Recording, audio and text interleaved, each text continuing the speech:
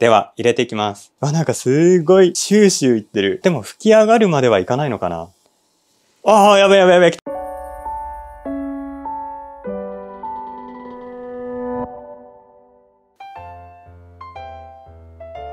はいどうも、ビバです。今回はこちらの化学式 CO2 ジェネレーターの取扱説明書的な動画になります。この動画では基本的なセットアップの仕方から使用する上でやってはいけない注意点とか CO2 が出ない場合のチェック項目なんかをご紹介していきます。これから水草水槽で CO2 添加をしたいっていう方や、すでにこの CO2 ジェネレーター使ってるけど圧力が上がらないとか CO2 が出ないとかうまく動作してない気がするっていう方の参考になれば幸いです。今回はハルデザインさんから D701S と D601S をモニター提供いただきました。今回はこちらの PRO-D701S を使って紹介をしていきます。なおネット通販とかアクアリウムショップで同じような CO2 ジェネレーターは取り扱われているんですが、今回紹介するのはあくまでハルデザインさんの商品になります。他社製品については各社にお問い合わせいただくようにお願いします。今回の動画では製品の紹介と通常のセットアップの仕方とセットアップ時の注意点、それと定期メンテナンスについてとトラブルについて、あとはこのシルボンを購入するときに一緒に買っておくと便利なおすすめの商品をご紹介します。それではやっていきましょう。化学式 CO2 ジェネレーターとは何ぞやっていう話なんですが、 CO2 をジェネレートする製品、つまりこのボンベの中で CO2 を生成するアクアリウム用品ですね。この商品は一般的に化学式 CO2 ジェネレーターと呼ばれていて、アクアリストの皆さんはこの見た目シルバーなボンベなので略してシルボンと呼んでいることが多いです。ではこのシルボンで CO2 を生成してそれを何に使うかというと、水草水槽、水草の育成には CO2 があると効果的なんですけど、通常の水槽だと水替えでしか CO2 を供給できません。それだけだとちょっと足りないので、別途 CO2 を添加して水草を成長させる必要があります。その際に使うのが CO2 ジェネレーター。水槽の横にちらっと見えてるんですけど、ここから CO2 が出てきます。そしてこれの先に何がつながっているかというと、今回紹介するシルボンですね。PRO-D701S と PRO-D601S、 何が違うかというと、中に入れられる材料の分量が異なります。 CO2 ジェネレーターは材料としてクエン酸と重曹を使用します。この材料をボンベの中に入れて水を入れると CO2 が発生するんですけど、こちらの PRO-D601S はだいたい2ヶ月ぐらい持ちます。こちらの PRO-D701S は見た目同じなんですけど、材料が倍入るので1回材料を入れれば約4ヶ月ぐらい持ちます。なので材料の交換の手間が半分で済むっていうことですね。ちなみにハルデザインさんの CO2 ジェネレーターはフルセットになっているので、これを購入すればそのまま CO2 添加を始められます。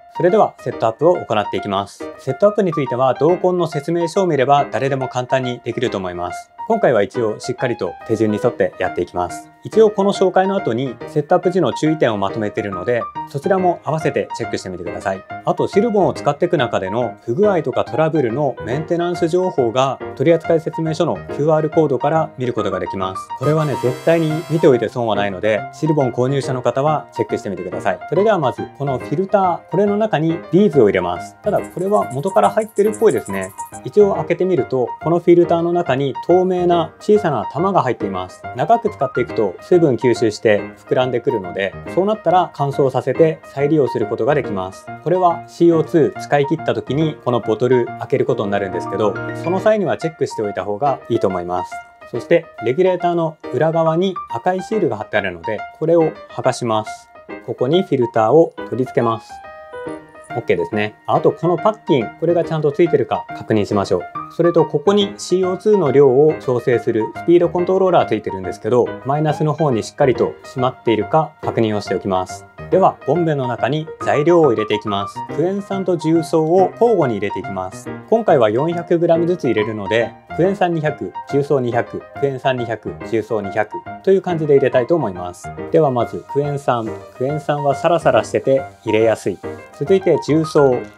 はなんかボフボフしててうまく流れ落ちていかない。割り箸とか長い棒で穴をつっついて落としてあげます。もっといいやり方はあるんでしょうけど、とりあえずこれで落としていきます。またクエン酸を入れます。クエン酸はほんとサラサラ落ちていい子ですね。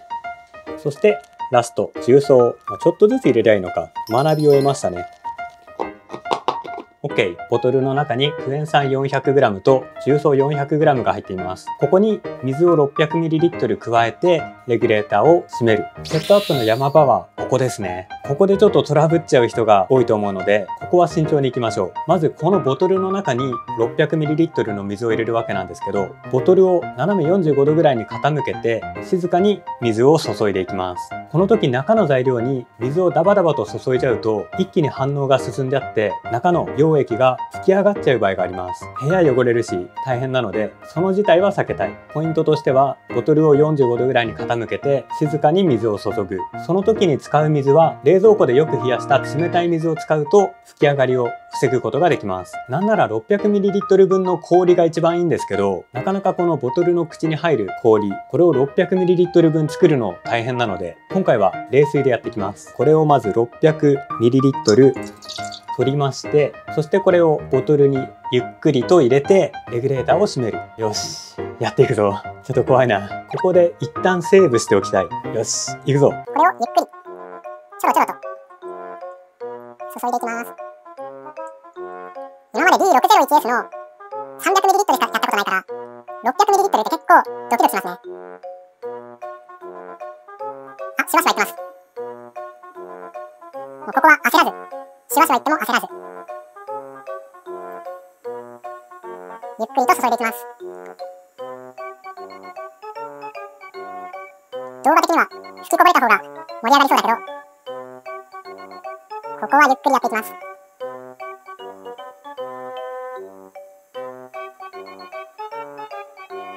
あ、ボトルがかなり冷たい。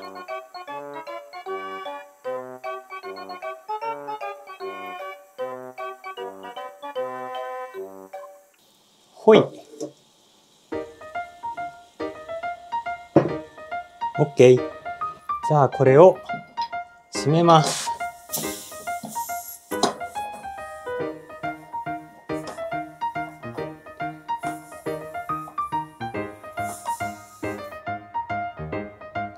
はい。OK。ドキドキした。このレギュレーターなんですけど、レギュレーター回してって止まるぐらいで OK です。もう無理やりぎっちりと締め付ける必要はありません。ここのボトル本体とレギュレーターの隙間が 0.5mm から 1mm くらいで OK とは書いてるんですけど、測ることも難しいので、あまりギュッと締め付けすぎないで止まるぐらい、それで十分だと思います。CO2 の生成を待つ時間を利用して水槽内に設置する CO2 の配管、こちらを作っていきます。このセット品で水槽内の配管をしていくんですけど、どんな感じの設置になるか実際の水槽で試してみます。今回設置するのはこの 30cm キューブ水槽です。まずディフューザーをこの辺りにつけるとして、U 字のガラスパイプがこの辺りに来ます。ここで使う耐圧チューブは 20cm。この耐圧チューブを 20cm くらいのところでカットします。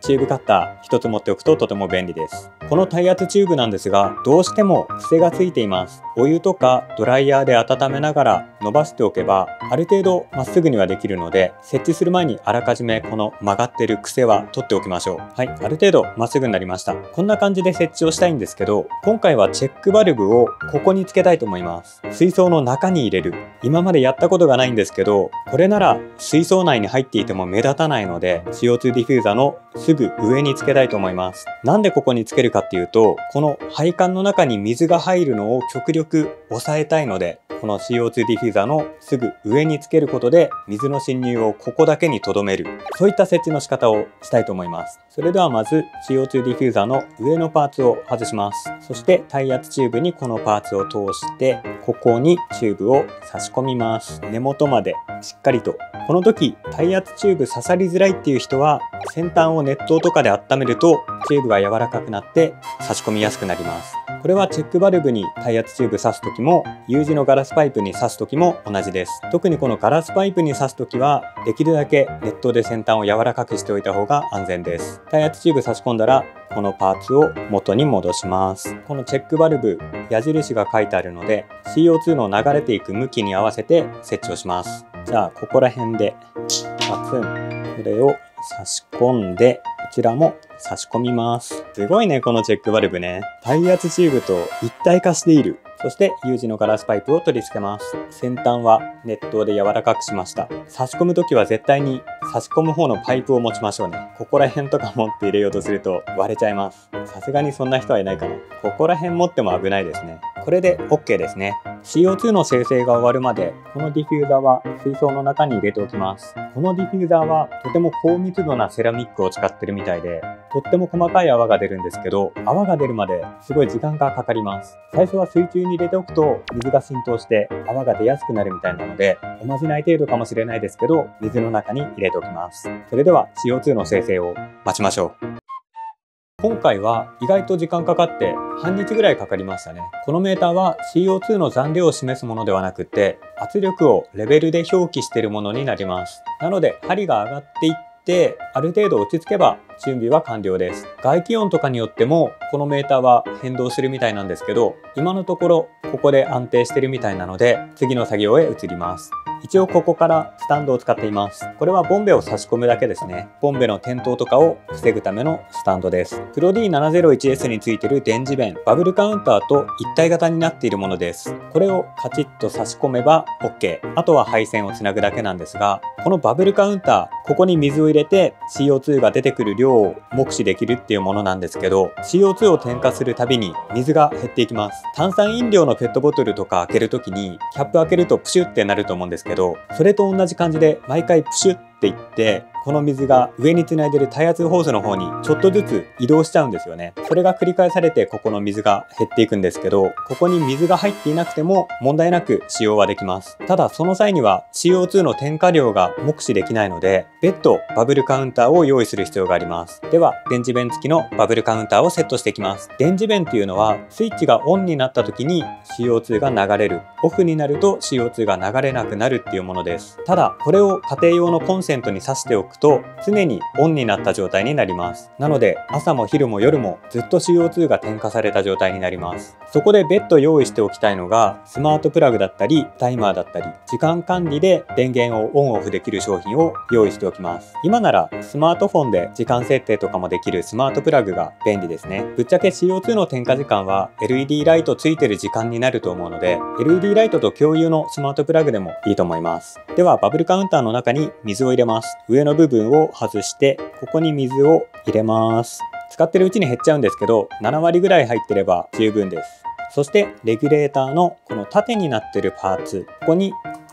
差し込みます。奥までしっかり刺すと抜けなくなります。そして電磁弁のこの部分、ここに付属の短いコード、変な形している方をカチッと差し込みます。これも奥までしっかり差し込みます。この時点ではまだ通電していないので CO2 は流れていません。スピードコントローラーしっかりと閉じられているか確認しておきます。あとはアダプターをコンセント、スマートプラグなどにつないでこのプラグを挿すだけです。その後バブルカウンターのてっぺんから耐圧チューブをつないで先ほどの U 字のガラスパイプにつなぐので、これは実際に水槽にセッティングする工程ですね。あとちょっとですので頑張りましょう。今 D701S を水槽の横に設置しました。水槽の横というか水槽の下ですね。まだ電磁弁のケーブルはつないでいません。電磁弁つなぐ前に CO2 ディフューザーとバブルカウンターをつなぐ必要があります。今 CO2 ディフューザーの U 字ガラスパイプがここにあってボンベが下にあるので、ここまでの長さ、できるだけ最短の距離で耐圧チューブをつなぎます。ここの距離が無駄に長いと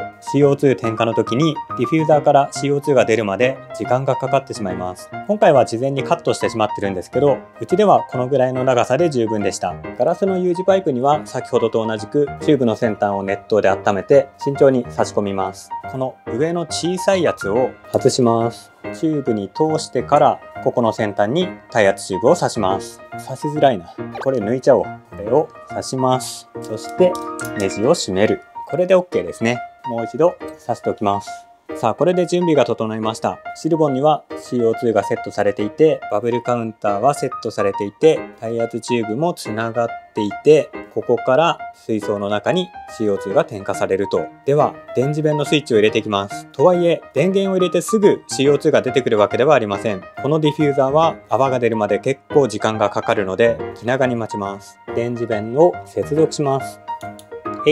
今カチカチっといって電池弁が作動しました。バブルカウンターは中の気泡が上がっていないのでまだ流れていません。これはここのスピードコントローラーを今閉じている状態だからですね。ここで CO2 の添加量を調節するんですけど、スピードコントローラーを開いていくとバブルカウンター内の気泡が上がっていくと思います。おー、危ない危ない危ない。ただこの初期動作の時は案外このカウント当てになりません。 CO2 ディフューザーから泡が出始めたら改めてここをチェックして適正な添加量に調整しましょう。それではしばらくは CO2 ディフューザー待ちになります。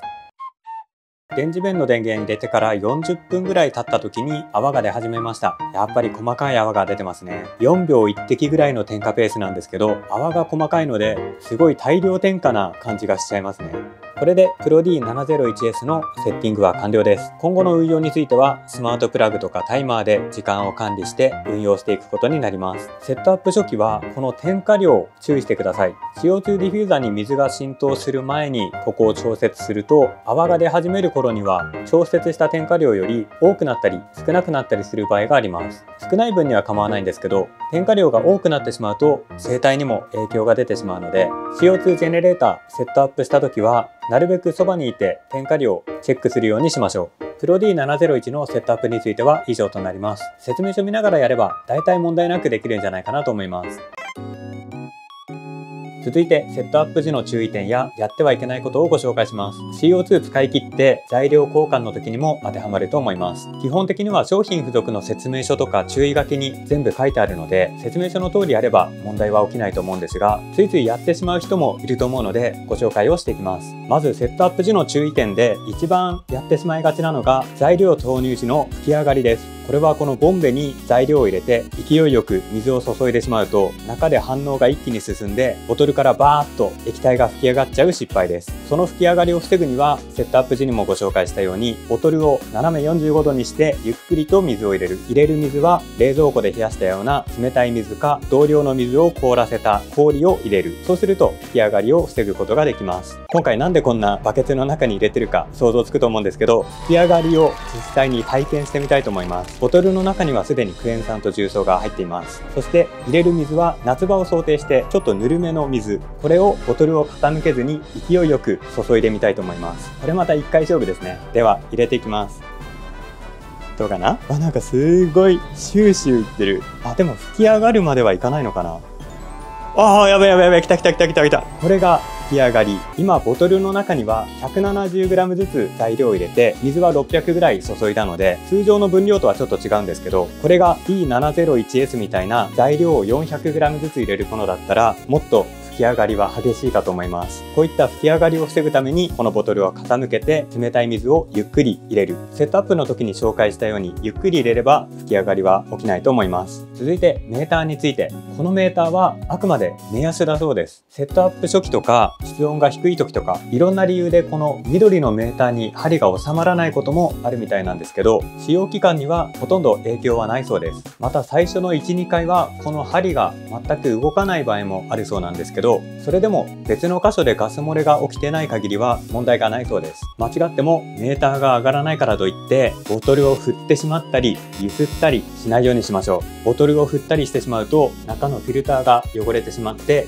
その結果レギュレーターとかスピコンとかワンタッチ継ぎ手や電磁弁とかそういったところに不具合が出る可能性があります。使用時にはセット内容に付属しているこのスタンド、必ずこのスタンドに立てて使うようにしましょう。このボンベ意外と高さがあるので水槽台の下に入らないっていう方もいるかもしれません。ただそういった場合でもこのボンベを倒して使うというのは絶対にやめましょう。倒してしまうと中の材料がフィルターの方へ行ってしまって、そこからまたレギュレーターのトラブルにつながる恐れがあります。この CO2 ジェネレーターは外部フィルターみたいに水槽の下に置かなければいけないというものではありません。もちろん水槽の下に置いてもいいですし、水槽と同じ高さに立てておいても OK です。ボンベの設置場所は安定したところでスタンドを使って倒れないような場所に設置します。また付属の CO2 ディフューザーは高密度でかなり細かい泡が出るタイプです。電磁弁開いてから CO2 ディフューザーから泡が出るまでちょっとタイムラグがあります。特に一番最初使う場合は何時間もかかる場合があるので、そういった時でも泡が出ないからといってボンベを振ったりするのはやめましょう。セットアップ時に紹介したように事前に水槽の中に入れておくと若干泡が出るのが早くなるかもしれません。また毎日点火する場合でも電磁弁が開いてから10分くらいは泡が出るまでタイムラグがあります。これはボンベから CO2 ディフューザーの距離にもよって変わってくると思うんですけど、電源オンから泡がすぐ出るわけではないので、これも焦らずにじっくり待ちましょう。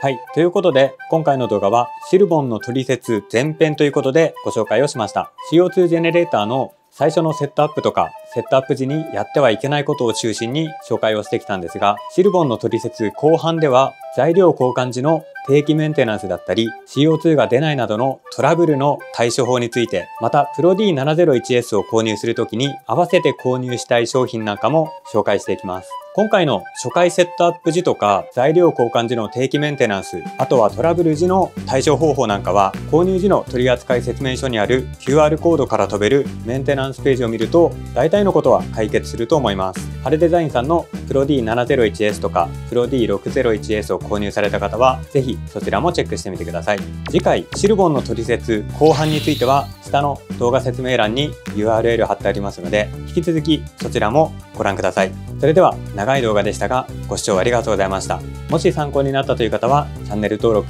グッドボタンよろしくお願いします。それでは後編の動画でお会いしましょう。ご視聴ありがとうございました。バイバイ。